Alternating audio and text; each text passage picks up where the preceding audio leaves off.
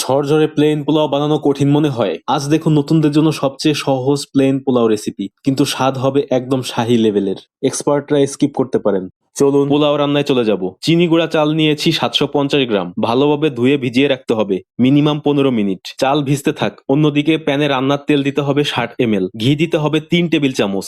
ঘি দিয়ে রান্না করলে চমৎকার একটা ঘ্রাণ হবে। কিছু আস্ত গরম মশলা নিতে হবে, যেমন তেজপাতা 1 পিস, লবঙ্গ 3 পিস, দারুচিনি 2 টুকরা, এলাচ 2 পিস। দিয়ে দিচ্ছি পেঁয়াজ কুচি হাফ কাপ পরিমাণ। লাইট ব্রাউন হলে চালের পানি ঝরিয়ে চাল দিয়ে দিচ্ছি। দিতে হবে আদা বাটা হাফ চা চামচ, রসুন বাটা হাফ চা চামচ। অল্প আঁচে রেখে চালটা ভেজে নিতে হবে ভালোভাবে।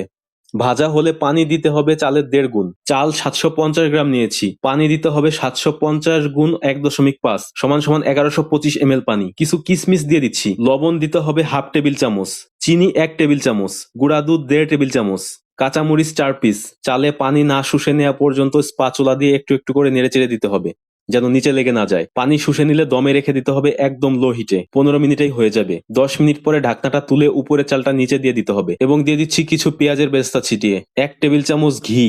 এবার ঢাকনা দিয়ে আরো 5 মিনিট দম দিয়ে নিলে আপনার প্লেন পোলাও রেডি হয়ে যাবে। রেসিপিতে কোনো কেওড়া জল বা কোনো প্রকার কেমিক্যাল এসেন্স ব্যবহার করি নাই। এই পোলাওটা এমনিতেই টেস্টি হবে। যদি এক্সট্রা ঘ্রাণ প্রয়োজন হয় তাহলে দারুচিনি ও এলাচ কয়েক পিস এক্সট্রা ব্যবহার করবেন, এতেই ন্যাচারালি ঘ্রাণ চলে আসবে।